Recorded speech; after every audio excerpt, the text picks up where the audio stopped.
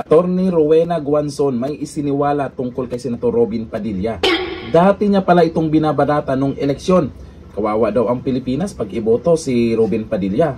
Pero iba ang kapalit na ginawa ni Senator Robin Padilla kay Attorney Rowena Guanzon. Dito sa post po ni Attorney Rowena Guanzon, may sagot din si Senator Robin Padilla dito. Ito ang post ni Attorney Rowena Guanzon tungkol kay Senator Robin Padilla at kung ano yung pagkakilala niya sa senador na ito. O eto, ayon sa post niya, nilalabas nila ang statement ko kay Senator Robin matapos niya akong ipagtanggol.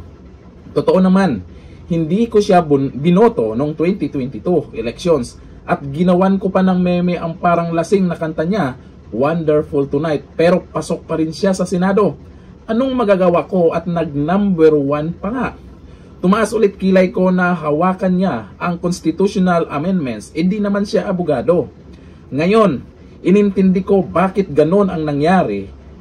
Kaya nung nabisita ko sa Senado ay nilapitan niya ako at kinausap. At doon ko nakita na napakalalim ng tao na ito. Malayo sa kengkoy na madalas na tingin natin sa kanya. Marami naman palang alam dahil siguro marami na ring pinagdaanan. Sabi ng mga kapatid natin na Muslim at lahat ng tao na nakasalamuha ko, ang nagustuhan nila kay Robin at nakita ko rin naman, siya ay totoong tao, walang halong pagpapanggap. What you see is what you get. Common sense ang ginagawa niya.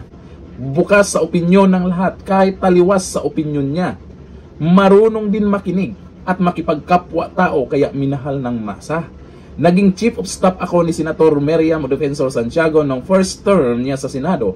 Kaya alam na alam ko na hidden weapon din ng mga senador ang magagaling na staff. Pagalingan ba ng tao, kumbaga, dahil di mo naman kaya lahat ng mag-isa. Kaya may mga senador kahit mahina ang ulo ay nagmumukhang marunong, brainy dahil sa staff niya yun. Oy, mayroong kilalang senador dyan na gano'n, na nagbubulong-bulong yung staff niya. Umaasa ba sa bulong sa gilid or pinasang index card o papel, kaya si Senator Miriam na sa gitna palagi tumatayo. Sa akin naman, believe ako kay Robin dahil madaling lumapit ng tao kapag may kailangan sa kanya. Nagagalit pa daw kung babagal-bagal ang proseso dahil ayaw na pinabalik-balik ng staff. Kaya believe na believe sila. Kaya yung mga bumibisita sa Senado para mag-alok ng pagkakakitaan ay X agad ang opisina niya dahil alam nilang wala silang mapapala. Yan ang mahabang post ni Attorney Rowena Guanzon tungkol kay Senator Robin Padilla. Ako din po ay binabanatan ko po si Senator Robin Padilla noon bago mag-eleksyon, nung eleksyon at nung nanalo. Kung ano po yung mga napapansin po natin noon sa kanya nung bago pa lang siya sa pagkasenador. Pero habang tumatagal, parang siya yung nakikita nating may puso na senador. Kung Vice President yan, ba mahirapan pa kayo dyan. Maraming naniniwala at sumusuporta na sa kanya dahil sa mga batas na gusto niyang ipasa. Ito ang sagot po ni Senator Robin Padilla sa post po ni Attorney Rowena Guanzon. Buti naman itong kakamping na to na si Attorney Rowena Guanzon, nakikita niya kung ano yung tama at mali.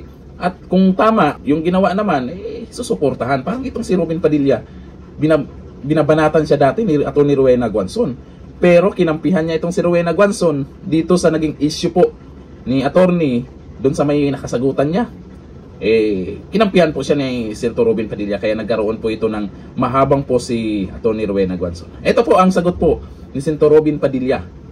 Hindi ko po kailanman pinipersonal ang mga banat sa akin ng kahit na sino dahil opinion nila yon, wag lang tungkol sa Islam ang bastusin. Pansin nyo, pag ang banat kay Senator Robin Padilla ay nadadamay na po yung relihiyon niya, nagagalit talaga siya. Kagaya nung nakaraan, kung ano-ano yung paninira tungkol sa kanya, yung pag naglupang hinirang, yung sign, talagang galit na galit siya pagdating sa ganyan. Pero sa ibang mga issue, kung ano yung binabato nyo sa kanya, okay lang sa kanya. Iginagalang at ipinagtanggol ko po si Attorney Rowena Guanzon dahil pinakamamahal po niya ang Pilipinas. Hindi ko rin po sukatan ang pagiging kakulay kita sa politika para suportahan. May mga kasama nga po ako sa Senado na hindi ko kakulay pero suportado ko sila basta para sa Pilipinas at sa taong bayan. Ganyan dapat mag-isip ang isang senador.